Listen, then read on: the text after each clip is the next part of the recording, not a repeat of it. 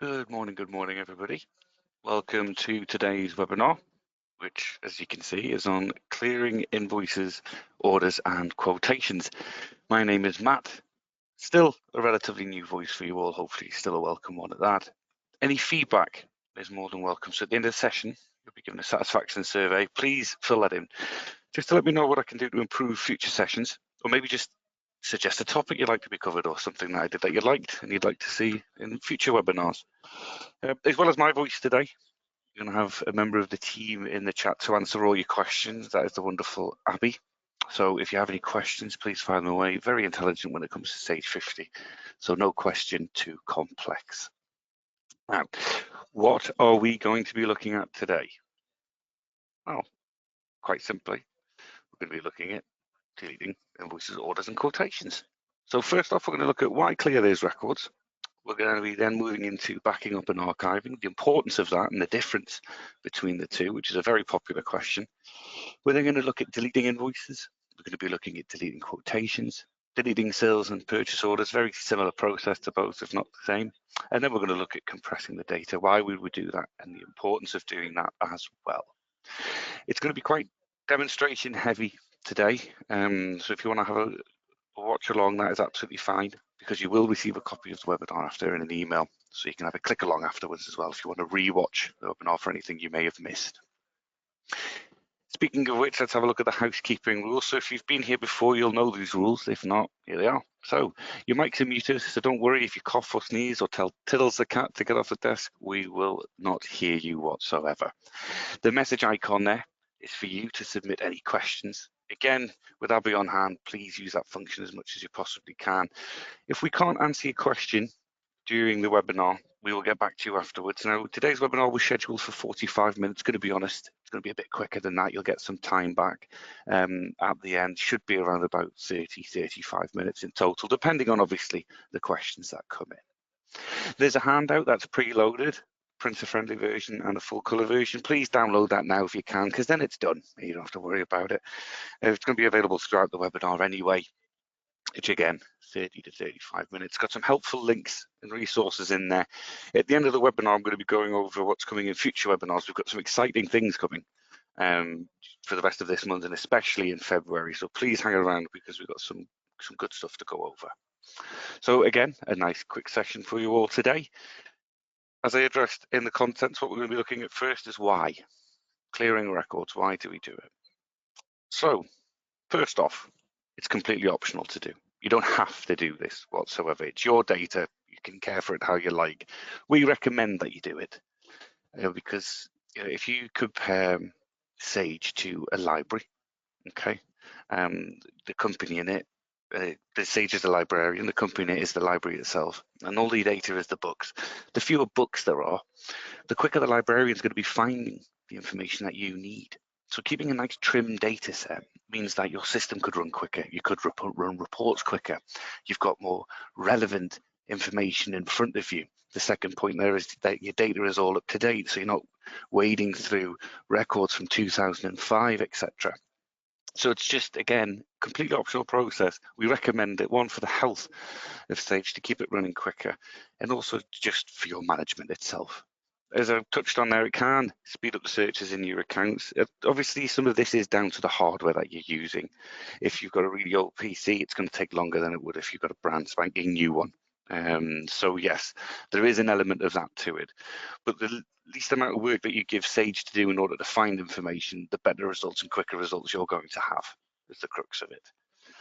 The only negative, if you see it as a negative, personally I don't, but one potential downside is that it removes data permanently from your company. Once it's gone, it's gone. Once you've deleted it, there's no retrieving it, which is why backing up and archiving is so important.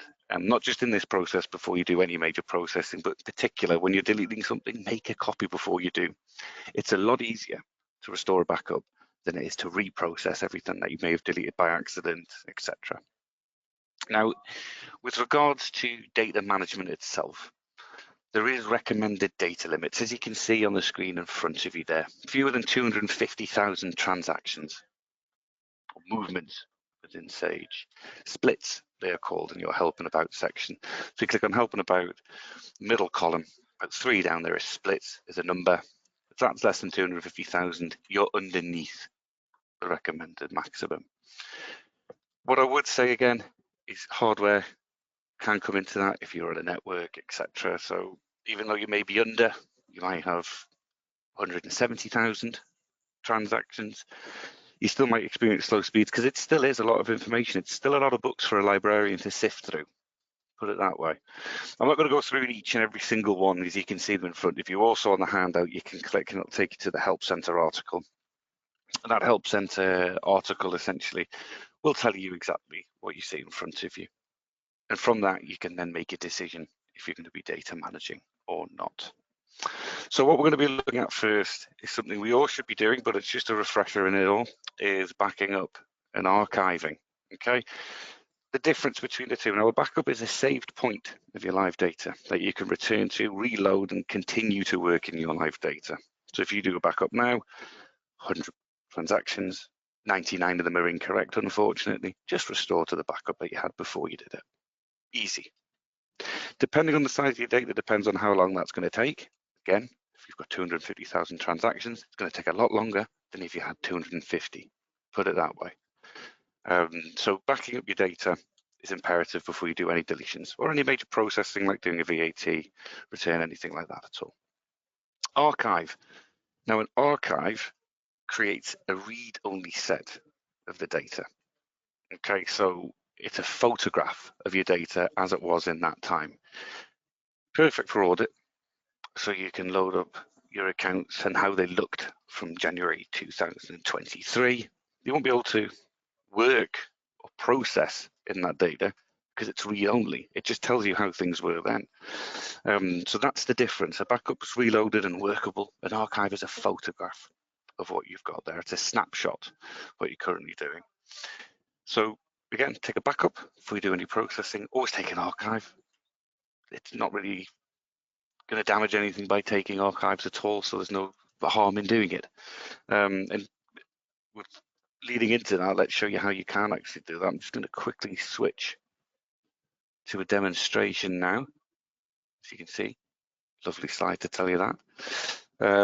Let's go into the data. So hopefully you can see everything that I'm about to do. I'm in my today's webinar demonstration data here, not demo data as you know it. This is the one that I created for webinars. I would click on File, Backup. Presented with this screen here lets me know what I'm going to be backing up. Data files is exactly data files only. Every single title is exactly what it is. Every now and again, it doesn't hurt to do a full backup of everything that you've got. Maybe title it full backup, just in case your equipment changes and your attachments moves, etc. Not going to get too much into that because we've got a brilliant webinar on backing up coming up next week. But essentially, you pick what you want to back up here. For this, I'm just going to do data files just for the sake of this demonstration. This is where it's going to be saved. This is what it's going to be called, date in reverse order, the name of the company. And then I just click OK. Would I like to check? I always recommend doing that as well because you don't want to be saving data that has any errors in it. Sage will then do its thing. I'm absolutely fine. No errors found. Close. There we are. Again, I'm not going to go too much into the specifics of backing up. That's going to be covered in a future webinar. And if you've got any questions regarding that, perfect to join that webinar. Now, my data set is relatively small, so it's already completed the backup. It's already been done. Then what I'm going to do is once the backup is complete, Tools, Period End, Archive Company. Once you've clicked on that, again, what I'm going to do here is for my records, I'm going to call it pre-deletion. So I know that this is pre my January clear out. I know exactly what it is. Archive folder is where it's going to be. This tells you the location. I click OK and look at that. Done. It's taken a photograph of everything and it's put it into that little folder. If I wanted to view it, I would go File, Open, Company Archive. Look at this, it's like I've done it before. There's all my archives that I've created over the last few weeks whilst doing this webinar. If I wanted to look at it, I would click open. It would open just as it would do. And the good thing about this is you can see straight away at the top of my screen there. The manager logins are the same, by the way, just as an FYI. But you can see at the top of the screen there, it says archive. Sage is letting me know this is your read-only copy. Matt, can't work in it. So I can go around and I can run reports. Good question from Laura there. Can you run reports? Yes, can run reports from in there. I can run my reports. I can view the data as it was. As soon as I want to come back out of it and go to my live company data, file, open company data, and it'll take me straight back. I'll have to log in, obviously, security, and I'm back. So that is how you do your backup. That is how you do your archive. A little bullet point on that one, as you'll see on the next slide here, is that you must be logged in as manager to do a backup or have the relevant permissions. Same with an archive. You must be logged in as a manager or have the relevant permissions. Okay. Now, the locations file, backup, and okay. These are very, very short bullet points. Tools, period, and archive company. Done. Pretty easy to do.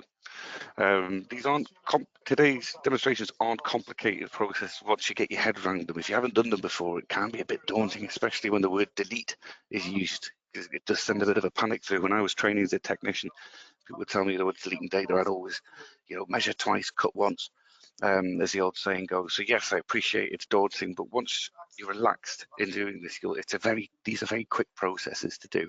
And as long as you are doing what's in front of you there, backing up and archiving, if you make a mistake, revert back to the backup before you start doing the process. That is your insurance policy. So if there's a whoops, it doesn't matter, I'll just reload my backup. You can also, in the latest versions, 1331, you can load your company into practice data. So that's a real copy of your data, but in practice mode. You can do what you want to it in there. Doesn't matter. It's just a practice. So you can view how things are going to look before you actually do it in your real live data. So yeah, a couple of good tips for you there. Now, without further ado, let's have a look and let's start a demonstration of deleting invoices. Okay, let's start the process on that. So I'm going to switch to my demonstration slide and then straight back over to my Sage 50. Now, deleting invoices, this, again, it's not an overly complex process. So I'll go through it as efficiently as I possibly can. If you're deleting an invoice, imagine it as an electronic piece of paper, you're just putting it in the bin. That's all you do. If the invoice hasn't been posted, it's going to affect nothing because it hasn't created a transaction. It's created no other footprint within Sage 50. So if I just pick on an invoice here that hasn't been posted, I can either right click and go to delete, or I can highlight, I can double click, and click delete from here, or we've got the button at the top. All roads lead to Rome at the end of the day. It doesn't matter which one of the three that you do, every single one of them is going to do the same thing. You're just going to delete. Depending on your selection style, you could select multiple to be deleted. I have the Sage selection style, which is an environment, which means I can multi-select. If you don't have the Sage selection style, hold down Shift on your keyboard and you can do it that way. For the sake of this, I'm just going to keep it as one. What I would do then is I would select the one I want to delete. Let's just pick on Ice Crown here. Not posted, delete. Delete all the invoices, including that have not been printed or posted. Click yes, and it's gone. Now, the eagle-eyed of you may have noticed there that I deleted invoice number 152. So 151 and 153 are still there. 152 is missing. The next invoice I do will not be 152. It will continue from my last invoice number. So the next invoice I do will be 170. So you're deleting that record. You could create a new invoice and reuse that number, 152 if you wanted to. If not, it will just continue from where you are sequentially. So again, quite simple on that one. Now, when it comes to a posted invoice, let's look at Asda here, invoice 144, £11. Now, this is being posted. same theory as if you were to receive a bank statement in the post and then you throw it in the bin. All you've done there is get rid of the bank statement. You haven't deleted the transactions, have you? Same applies to this. You've posted the invoice, so a transaction has been affected. If you delete the invoice, as we will now, remember this is Asda on the 8th of March 2024. If we go to customers and we look in the activity, it is there. Sales invoice at the March 2024 for £11. Okay. If we then delete that invoice, it's gone. No invoice there. If we go back to the activity of Asda, it still exists. And the reason for that is we've just deleted the paper copy. We've just deleted the invoice. We've thrown our bank statement in the bin. It doesn't get rid of the transactions. In order to get rid of the transactions, you'd have to delete the transaction or reverse the transaction. Again, we're not going to go into too much detail about that because that's a larger topic. We do have webinars on that, and I've got banking corrections coming up next month as well. So stay tuned for future webinars on that. We've got pre-recorded ones. But the key thing about deleting invoices is if it's posted, you're only deleting the invoice itself, not the transaction. Okay. If it's not being posted, again, it's the same. Nothing else needs to be changed. Hopefully that makes sense for you. Now, if you've got a lot of invoices that you want to delete up to a certain date, for example, and you don't want to be wading through, click, click, click, click, click, highlighting this and that and the other, apply a filter. Filters are great. So you can see I've got like Blue Peter. Here's a couple that I made earlier. You could do where, invoice total. For me, I like to do invoice date, and I would select is less than or equal to, and I would pick a date. Let's just say the 7th of January 2025. Okay.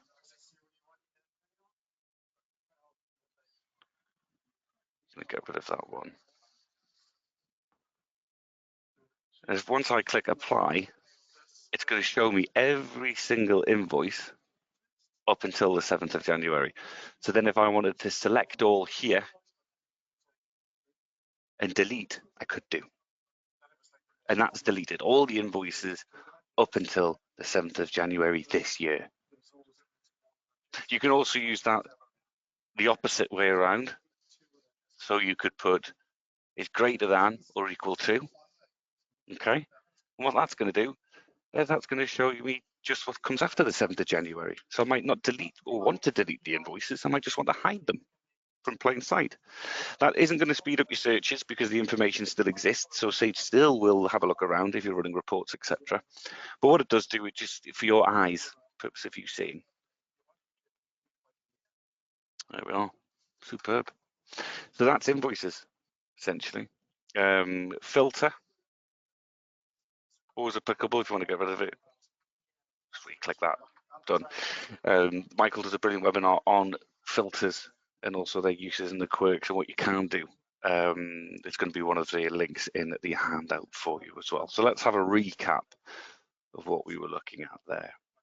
Deleting invoices. So records need to be manually deleted from the invoices module. It'll not delete the transaction if it's being posted at all. Your transactions are separate. You're deleting the paper copy, not the physical itself. Filters can be applied, and I recommend using filters as well because it will speed up what you're wanting to do essentially. And do that prior to the date you wish to clear, or even after the date you wish to clear if you just want to have a visual on what would be remaining. Again, before you do this, guess what? Back up and archive. Superb. Right, let's move on to the next demonstration, which is going to be quotations. So back to my program. Quotations, quite interestingly, work a wee bit differently because there's more variables than there is with an invoice as to posted, not posted, etc. With your quotations, if you use this section, you'll know that there is one open and lost, and there's a different outcome for each one. Now, quotations can only be deleted from the quotations module. and they can only be deleted from here if they're marked as lost. You cannot delete a status one quotation. Okay. If I went to delete, it would say only quotes with the status of lost can be deleted. If I went to change this to mark as lost, it's not going to happen because I've already marked it as one. So that now cannot be deleted. It's done and dusted there. What you would have to do is go in and delete the invoice and everything that it created. So when you mark it as one and it creates the invoice, you then forget about deleting the quotation and you move into deleting the invoice that I had created. And there you would follow what we'd just gone through on deleting invoices. Okay. So this is why I'm showing it this way around. If you mark it as one and it's created the invoice, that's it. It's marked as one. Just got the invoices and credits and delete what it created. If I go to delete and open, look at that, only quotes. So I mark it as lost. And then delete. It's gone. So again, quite a simple process. If it's marked as lost, delete it. It affects no transactions. If you've marked it as one, go to the invoices and credits, delete the invoice that it had created, posted or not posted, follow the instructions that we went through in the first demonstration. That's going to resolve that issue for you straight off. Okay, so we can't get rid of that. But again, it's a very quick demonstration. It's an easy thing to do once you get your head around it, or once you manage to think about it. Any questions on that, keep it firing in. We've got Abby on hand there, keep it nice and busy. But that's essentially deleting quotations. Okay, so to recap, quotations can only be deleted from the quotations module if they are marked as lost. Quotations which have been won can be removed via the invoices and credits or sales order module, depending on where they went. Okay. So finally, the last thing that we said we were going to look at, deleting orders. Okay, the sales orders and purchase orders, both one and the same. So I'm going to focus on the sales orders just to show you exactly what the process is going to be. So if I go to my sales orders here, you'll see there's quite a few. Okay, there's quite a few things to think about here as well. So if the status of the sales order is allocated, it's got stock allocated against it. Okay, so this is fully allocated A1 computers. Okay, and it's one copper bar, right? If I go to my copper bars here and I double click into the product record at the bottom here, I've got 25 allocated because there's different orders going on with other people. Okay, but we know that one has been allocated for Asda, or A1, sorry, the company in question. So we've got one allocation there. So currently it is at 25. If I go to my sales orders, I fully allocated that one, but now I want to delete it. Again, right click, delete, double click in the record, delete, or at the top here, delete. So I click delete. Delete all selected orders, including those that have not been allocated dispatched. I've only selected one here, remember? So I'll click on yes. I'll go back to my products and services, into my copper bar, and you see now it's down to 24. But all I did was delete the sales order, and it was allocated. So Sage will automatically do that for me because it wasn't dispatched. It was fully allocated. We delete that sales order and it will automatically adjust the allocation. I don't have to do anything else. Okay, so the key thing to remember, not dispatched, not completed, in full, fully allocated or part allocated, whatever you have allocated, when you delete it, it's gone. Okay, now, if the status of the order is complete, it's different, because essentially what you've done is you've affected your stock levels there because you've completed the order, it's gone out, it's done and dusted. It's Sage's opinion, in the program's opinion, that's it, finished. So if you were then to go in and delete a complete sales order, you would have to manually adjust the stock yourself. Okay, so again, if we pick on Asda here, if I knew I was going to be deleting order 63, okay, again, it's just the one. What I would have to do is either right click into the order, or up here and delete. But because, go back to my copper bonds here, it's already done, it's not going to delete anything. It's got nothing else to delete on the product record. So you have to manually adjust that yourself. So right click, or up at the top, click delete, done. And then you would go in and manually adjust your stock in the product record. So there's the key differences when you're deleting orders. If it is not complete, you haven't affected any transactions. Sage will take care of the adjustments on the allocation for you. They'll do it all in the background. If you've told Sage, yes, it is complete and it's all done and dusted, then you'll have to manually adjust the stock yourself. You'll have to tell Sage, actually, we need that back. I need to manually adjust that. It's not going to know because it's already done the transaction for you in the first place. A good guide for this one on our website, a help guide, is how to reverse an incorrectly dispatched sales order. I've included it in the handout. It's a very good guide, that one. So if you have dispatched a sales order incorrectly, it's got step-by-step instructions on what you need to do in order to reverse that. It's a bit of a larger topic than we can include in this webinar. Hope you appreciate that, but that guide is brilliant. It'll guide you through it step by step. So, in summation, deleting orders for all orders where stock is allocated or on order, the allocation is automatically removed on the product record and the order can still be deleted. For orders that have been completed, you must manually adjust the stock as well as deleting the invoice that was created at the same time. Okay.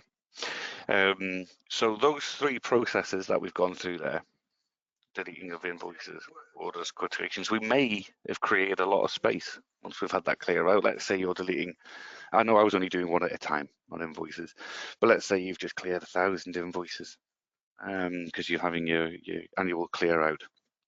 You've potentially created a lot of space in the data there. Like, go back to the library analogy I was using before. You've taken some books off the shelf and now there's going to be little gaps everywhere. So what we want to do in order to make Sage as efficient as possible for you is you want to squash those books together and really reveal that space for new data, new books to go into.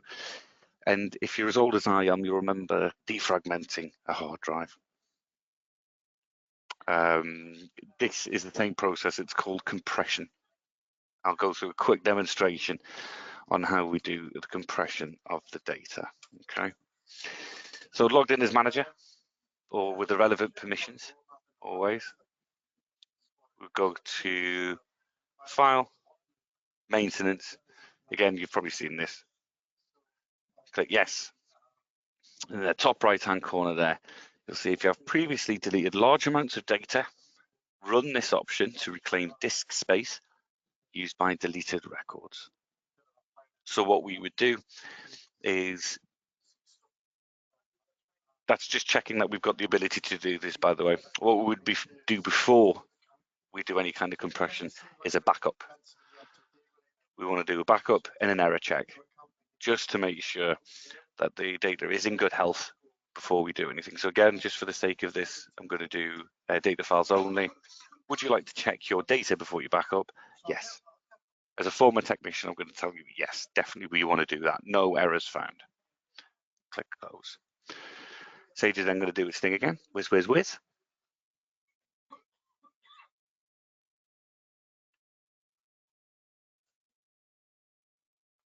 And there we go. Question from Charity there. If a sales order is complete and you delete it, why do you need to manually adjust the stock? Because Sage will not do it for you. Because the stock's already gone out, you will have to go and put the stock back in manually. It won't recall that stock. So it is just something that you have to do manually when it's being completed. If you've just allocated it, Sage will just remove the allocation. because it's just saying you potentially need it for this order. Oh, you don't need it anymore because you've deleted it, pop it back.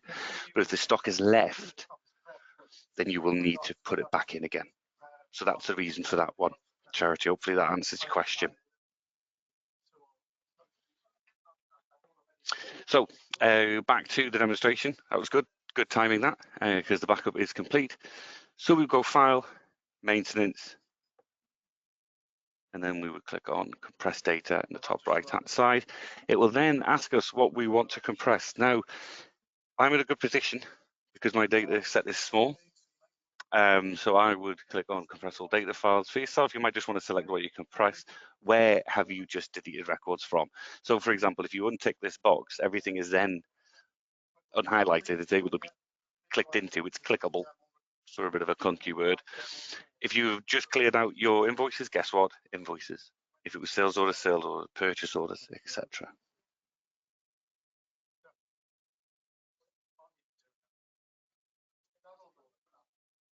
There we go. Jerry, just in case it was in error, if it had been completed in error, the sales order for that one. If you were just deleting it normally, obviously you wouldn't want to adjust the stock because the stock's gone. So that was in case, obviously, it hadn't happened how you'd wanted it to happen and you were deleting the records for that purpose. Sorry if I wasn't too clear on that one. Apologies. There we are. So there we are. So I'm just going to click on Compress All Data Files here. Okay. And that's it complete. Small data set. So again, all the books are now squashed into one side of the shelf, created loads of room for us there. Superb. So that essentially is data compressing. Now, we've got a couple of good questions that have come in, so I'm just going to quickly answer these one by one. First one, Sadie, how do you put your backed up data into practice mode? Good question. Theoretically, you can do that. It's a bit complex. What I would say is that you just put your live data into practice mode. Okay, let's switch back. So you'll go File, Restore into Practice Company. Okay, use my data, or browse to the backup file here. So logged in as manager, I'm just going to do that again. So say that you would click on File in the top left, Restore into Practice Company, and then you've got the option of use this data that you're currently in, or browse to your backup file. And you would browse to wherever that backup was.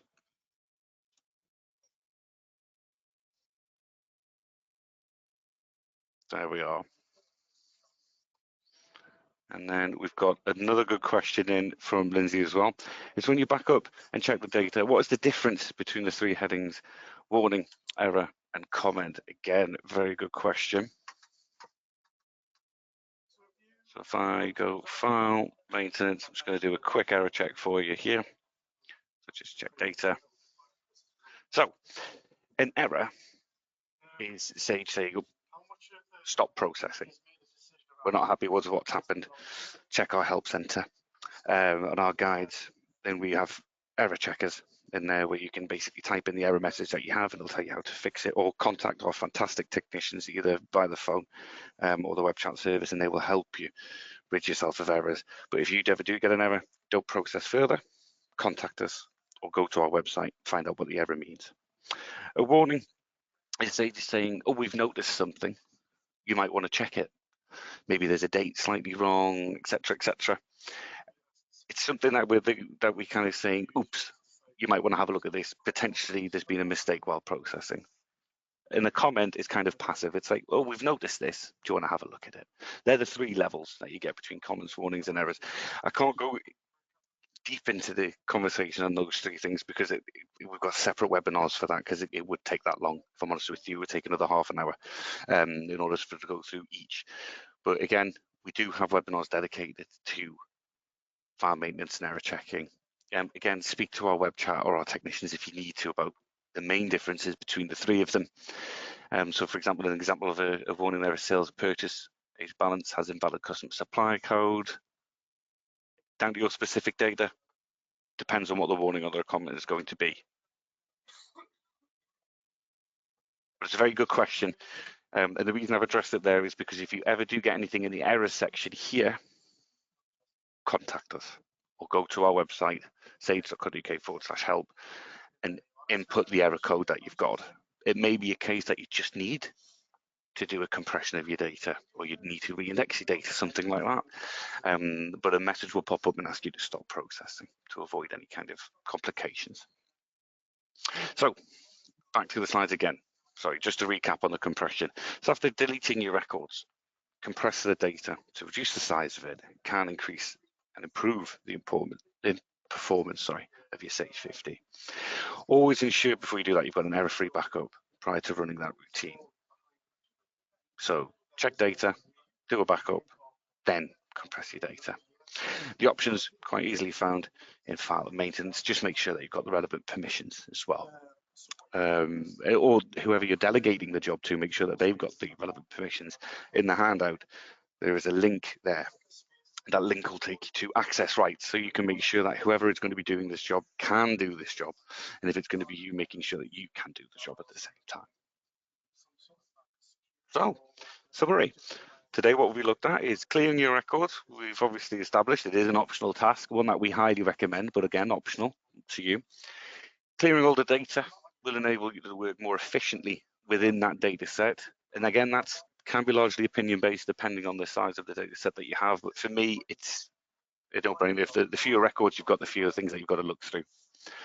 Always ensure as well, take a full backup and an archive before you do any deletions. Because the worst feeling in the world is deleting something and thinking, oh, I've got to reprocess that again. So yeah, always do a backup, okay?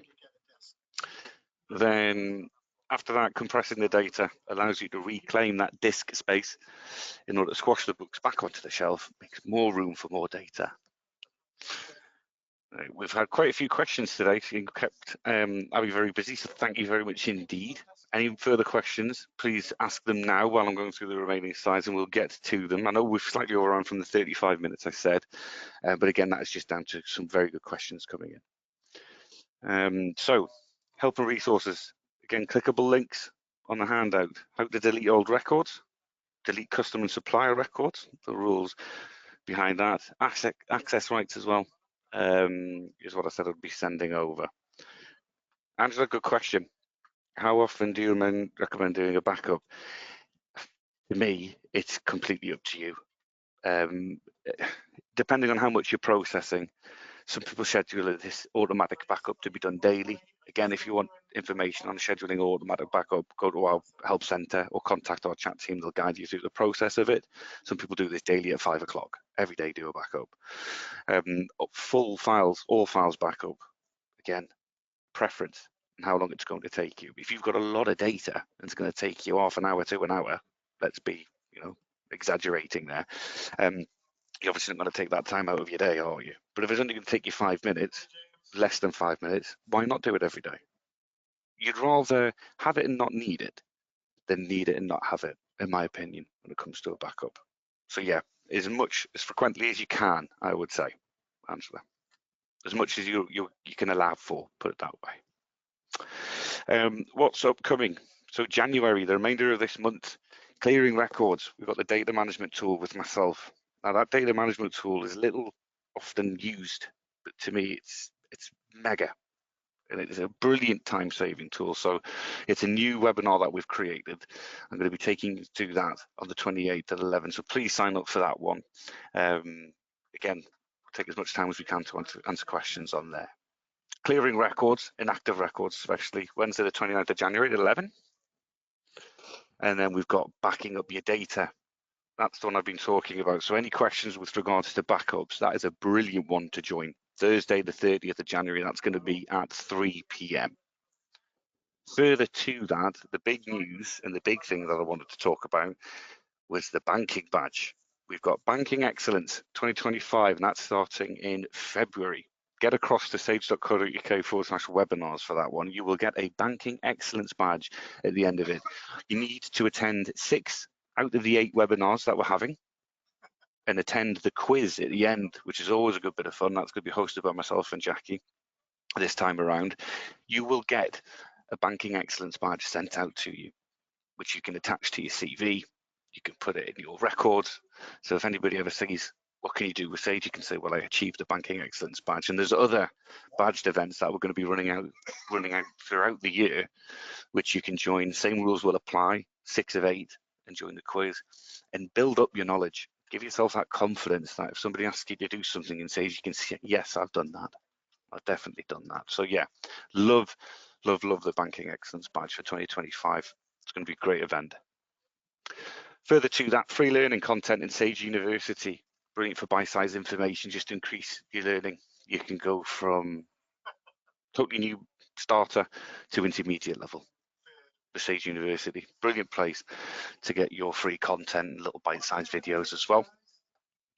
I think we're all up to date with the questions on there. Just checking, see if there's any further.